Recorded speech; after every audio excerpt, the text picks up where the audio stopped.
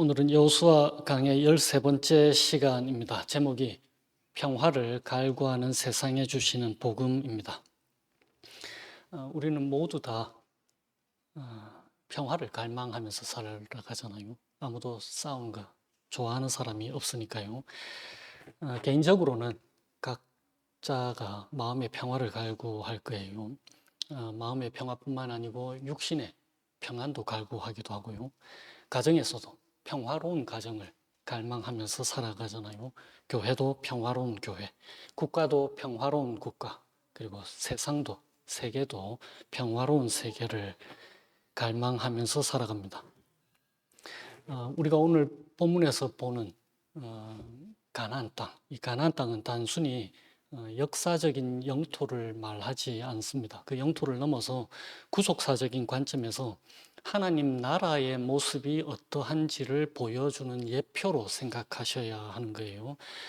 궁극적으로는 하나님 나라를 이 땅에서 구현하기 위해서 죄와 싸우는 지상교회를 예시한다고 보시면 됩니다. 오늘 설교 제목이 평화를 갈구하는 세상에 주시는 복음인데, 그리스도인 가정이나 공동체인 교회가 어떻게 세상의 평화가 이루어질 수 있는지를 드러내는 하나님 나라의 모형이란 말이에요. 그래서 오늘 본문을 통해서 평화를 갈구하는 세상에 주시는 복음을 우리 모두가 듣게 되시기를 기원합니다. 오늘 본문에서는 여호수아서의 기록 목적이 잘 드러나고 있습니다. 14장 초반부에 보시면은 요단강 서쪽 지역, 물론 동쪽도 언급을 해요. 서쪽 지역을 이스라엘 지파들에게 분배한 것을 기록하고 있습니다. 이 분배를 주님께서 모세에게 명령하신 대로 했다. 이스라엘 자손들이 했다라고 기록하고 있잖아요. 그리고는 15장 전체에 걸쳐서 유다 지파의 땅 분배를 기록하고 있습니다. 그러니까 이 모든 기록들, 이 세세한 기록들 읽지 않았지만 15장 전체가 63절이나 되잖아요. 유다 지파의 영토가 어떻게 되는지 아주 세세하게 기록을 했는데, 이 모든 것은 신실하신 하나님께서 아브라함과 모세에게 약속하신 그 가나안 땅을 이스라엘에게 주셨다라고 하는 그 언약의 성취를 분명하게 보여주시기 위해서 그렇게 자세하게 기록한 것입니다. 그래서 이스라엘 백성들에게 그 신실하신 하나님의 말씀에 순종할 것을 호소하고 계시는 거예요. 왜? 왜 하나님의 말씀에 순종할 것을 호소하고 계실까요? 가나안 땅을 약속대로 주신 것처럼 하나님은 그분의 말씀에 신실하신 분이시니까. 그러니까 그 말씀에 순종할 것을 호소하시는 거예요. 이 사실을 유다 지파 안에서 갈렙 가문과, 그러니까 유다 지파 안에 여러 가문들이 있을 거 아니에요. 그 가문들 안에서, 유다 지파 안에서 갈렙 가문과 다른 가문들 사이의 대조를 통해서 보여주시고 계시는 것입니다. 14장 12절을 한번 보세요. 14장 12절 하반절에 이렇게 되어 있습니다. 갈렙이 고백하는 거예요. 그러나 주님께서 나와 함께 하시기만 한다면 주님께서 말씀하신 대로 나는 그들을 쫓아낼 수 있습니다. 그래서 실제로 갈렙 가문은 그들이 받을 영토에서 가나안 땅 주민들을 다 쫓아냅니다. 그래서 14장 15절 하반절을 보십시오. 마지막 절. 드디어 그 땅에 평화가 깃들었다. 이렇게 기록이 되어 있습니다. 그런데 15장 마지막 절은 어떻게 기록되어 있습니까? 15장 마지막 절. 그러나 유다 자손이, 그러니까 갈렙 가문을 제외한 다른 가문들을 말하는 거예요.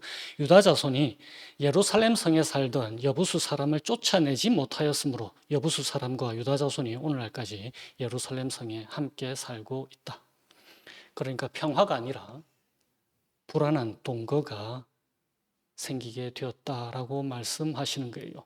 그러니까 유다 지파 안에 갈렙 가문과 다른 가문들의 차이를 보여주시는 것입니다. 14장 마지막 절은 드디어 그 땅에 평화가 이루어졌다. 왜요? 갈렙 가문이 모든 주민들을 쫓아내는데. 그런데 15장 마지막 절에는 유다 자손이 예루살렘에 사는 그 가나안 주민들은 쫓아내지 못하였다. 그래서 함께 살고 있다라고 불안한 동거를 말씀하고 계시는 거예요. 그러니까 하나님 나라의 모형인 가나안 땅에 그들이 쫓아내었어야 할 이방인들과 함께 살게 되었다라고 말씀하고 계시는 것입니다. 그리고 이 원인을 무엇이라고 오늘 본문이 말씀하고 있습니까?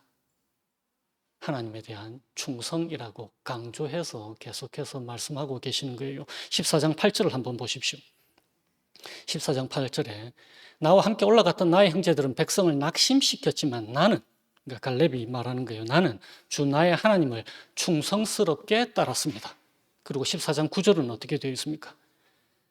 그래서 모세는 그날 네가 주 나의 하나님께 충성하였으므로. 그리고 14장 14절을 보십시오.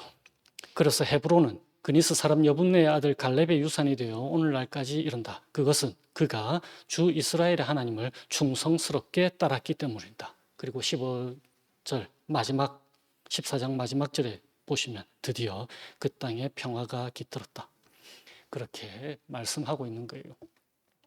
그러니까 참다운 평화는 하나님의 백성들이 그들의 주님이신 하나님, 그들의 왕이신 하나님께 신실할 때, 충성할 때 따라오는 결과라고 말씀하고 계시는 거예요. 중요한 포인트입니다. 평화라고 하는 것은 평화의 왕이신 하나님께 신실할 때 찾아오는 결과로 말씀하고 계시는 거예요. 평화를 쟁취하라라고 말씀하시는 것 아닙니다. 신실하면 그 결과로 찾아오는 것이 평화다라고 말씀하시는 거예요. 그러므로 세상 가치관을 하나님 말씀과 타협하면서 교회와 세상에서 평화를 이루려고 하지 말라는 선언이신 거예요.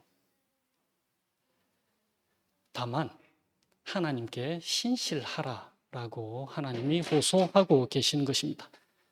왜냐하면 평화는 하나님께 신실한 것에 대한 결과이니까. 그렇지 못한 평화는 어떠한 평화라고요? 불안한 동거라고 말씀하시는 것입니다. 단지 평화만이 아닙니다. 가장 좋은 것들이 위로부터, 하나님으로부터 말미암는다고 성경이 선언하잖아요. 그런데 우리 인간은 어떤 존재냐면은 모든 좋은 것, 가장 좋은 것들의 근원이신 하나님보다 그 가장 좋은 것에 더 관심이 많은 사람들입니다.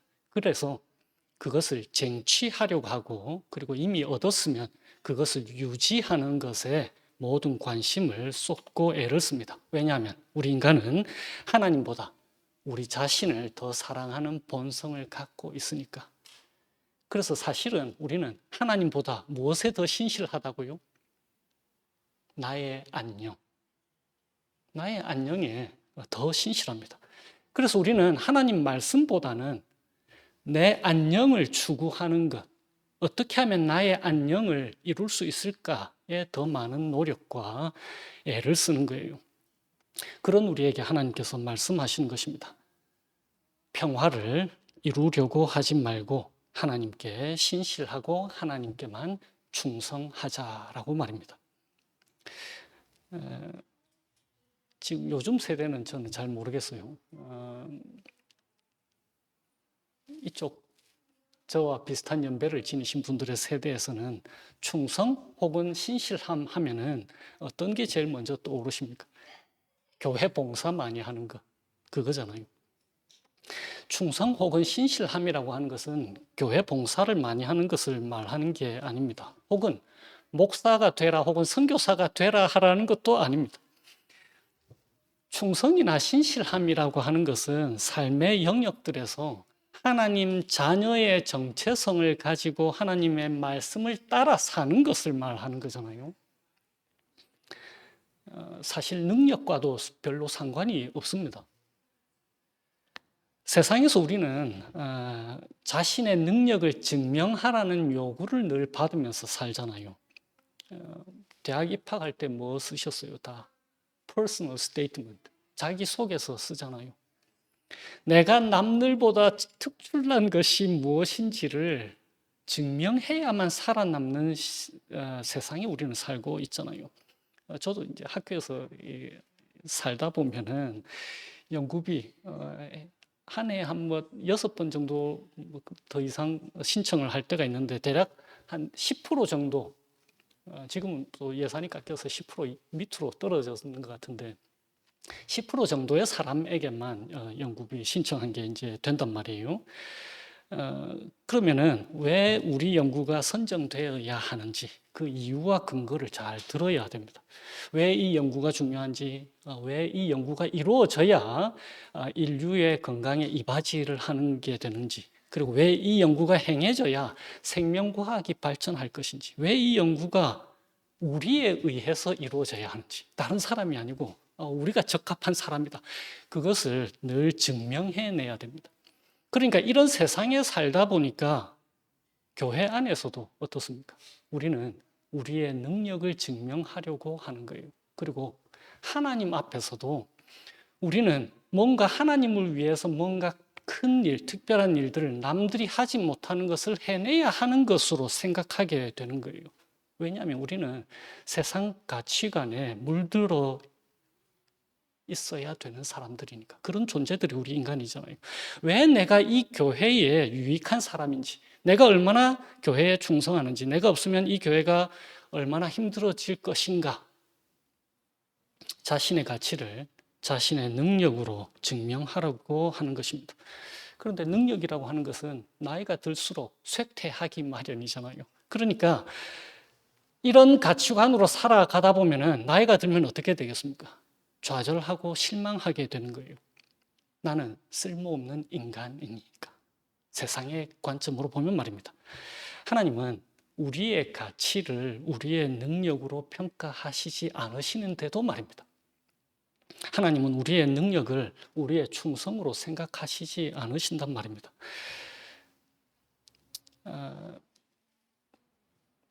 미국 드라마 혹은 시트콤을 자주 보시는 분들은 Fresh off the boat 라는 걸 혹시 보셨는지 모르겠는데 저도 이제 글을 통해서 유튜브 통해서만 이제 한번 봤는데 Fresh off the boat 하면 새 이민자를 말하는 거예요. 보트에서 막 내렸다 이런 뜻이니까 미국에 와 있는 대만 이민자 가정 이야기예요. 그러니까 아들 셋만 있습니다. 첫째는 공부는 별로 안 하고 그 노래 이런 걸 좋아해요. 그러니까 아시안 가정에서 학업 성취도를 아주 높게 부모들이 요구를 하잖아요. 그래서 이 첫째 아들은 공부를 별로 안 하고 음악만 좋아하니까 좀 별종 취급을 받습니다. 근데 둘째, 셋째는 전형적인 공부 잘하는 아이들이에요. 둘째와 셋째가 학교에서 성적표 받은 거, A 플러스 받은 거, 100점 만점인데 150점 받은 그 성적표를 가지고 옵니다. 이전에는 엄마가 그거를 우리 한국 가정에서도 마찬가지잖아요. 그 냉장고에다가 이렇게 딱 붙여 놓잖아요. 마그네타 해가지고. 그러니까 자랑스러운 거예요.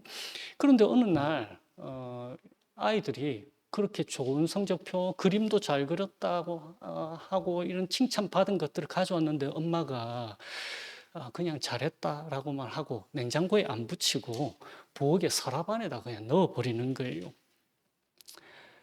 그런데 첫째가 학교에서 어떤 과목에서 F를 받아왔습니다. 그런데 엄마가 그 성적표를 보고는 냉장고에다 딱 붙여놓는 거예요. 그러니까 우리 같으면 이제 애가 잘못한 거를 리마인드 시켜주려고 분발하라고 붙여놨다 이렇게 생각할 수도 있을 텐데 이 엄마가 그렇게 냉장고에 그 성적표 F를 붙여놓은 이유가 있습니다. 엄마가 이 아들 이 셋을 보니까 미국에 오래 살아서 정체성이 없어진 것 같아요. 그래서 엄마가 아이들을 중국어 학원도 보내고 해봤는데 이 아들 셋이 다 미국 아이들이 돼버린 것 같은 거예요. 그래서 그런 걱정을 하고 있던 차에 말썽만 부르던 이 첫째가 세계 문화의 날에 미국 애들의 그 인종차별적인 발언에 발끈해가지고 본인의 정체성을 제대로 보여준 거예요. 그래서 성적표를 F로 받은 거예요. 그래서 그 엄마가 자랑스러워서 F 받은 그 성적표를 냉장고에다 딱 붙여 놓는 거예요. 성적표가 아니라 바로 그 F가 정체성의 표시인 것입니다.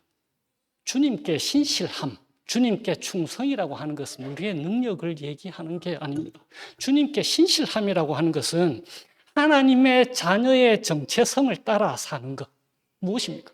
하나님 말씀 따라. 세상에서 말입니다. 삶의 모든 영역들이 우리 하나님의 통치 아래로 들어가는 것. 그것을 신실함이라고 하는 것입니다. 세상이 뭐라 하더라도. 왜냐하면 바로 그것이 하나님 나라이니까. 여러 전쟁들이 있잖아요. 우리 인생도 전쟁터입니다.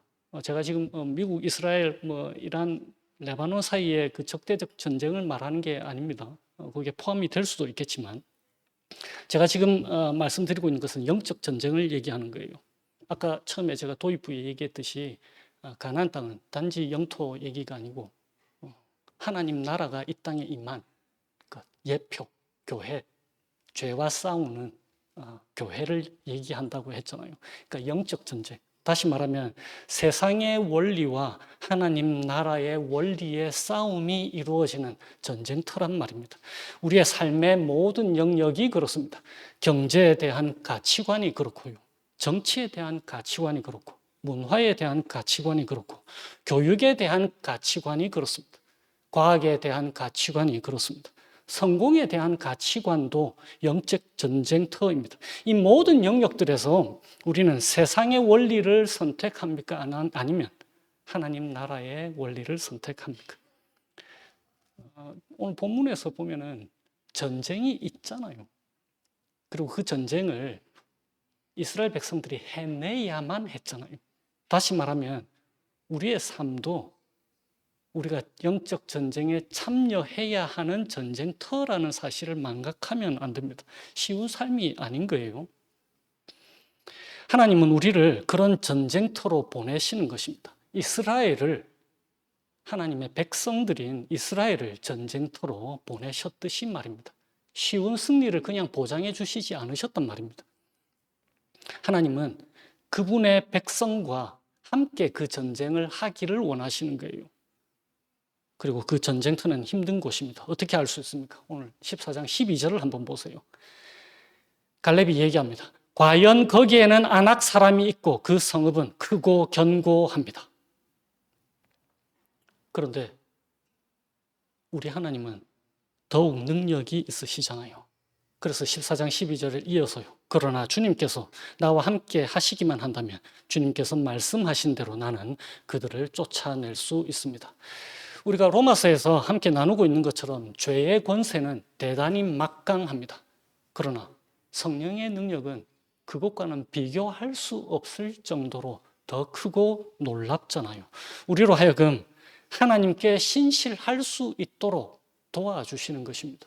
그분의 능력을 나타내 보여주심으로써 말입니다. 그리고 바로 이런 이유로 오늘 본문은 우리의 눈을 들어서 능력의 영이신 성령으로 충만하시고 완전히 신실하신 우리 주 예수 그리스도를 보게 해 주시는 거예요. 우리 보고 단지 신실하라라고 말씀하시는 게 아니라고요. 우리의 눈을 진짜 신실하신 예수 그리스도를 보게 해 주시는 것입니다. 본문에서 신실함의 표시인 갈렙의 완전한 버전이 누구라고요? 우리 주 예수 그리스도. 그 단적인 예가 우리 주 예수 그리스도께서 겟세마네 동산에서 하나님의 말씀에 충성하고 신실하셨습니다. 그리고 그 영을 우리에게 주셨습니다. 갈라디아서 5장 25절입니다. 우리가 성령으로 삶을 얻었으니 우리는 성령이 인도해 주심을 따라 살아갑시다. 하나님께 신실하게 될 때 혹은 하나님께서 성령을 통해서 우리를 그분께 신실하게 하실 때에 어떠한 선물이 주어집니까? 오늘 본문에서는 평화를 말씀하셨잖아요. 14장 마지막 절 말씀처럼 평화는 하나님의 말씀을 온전히 따랐을 때에 찾아오는 것입니다. 하나님께 신실했을 때에 저절로 주어지는 것입니다. 그리고 15장 마지막 절에 말씀하신 것처럼 불완전한 순종은 불완전한 상태를 만들어내는 것입니다.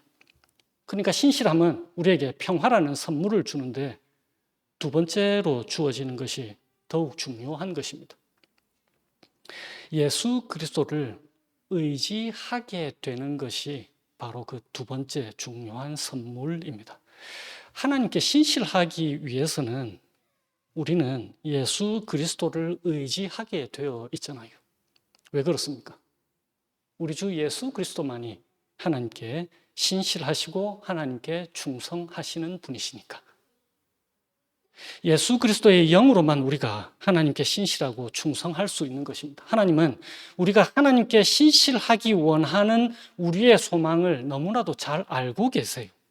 그래서 하나님께 신실하게 되는 것조차도 우리 주 예수 그리스도를 의지하게 하셔서 그 길로 이끌어 주시는 것입니다. 신실하게 되는 것은 그분께만 가능하니까 우리 힘으로가 아니고요. 그리스도의 영이신 성령께서 우리가 하나님께만 충성하고 하나님만 섬길 수 있도록 우리를 이끌어 주시는 거예요. 갈렙을 그렇게 해 주셨던 것처럼 말입니다.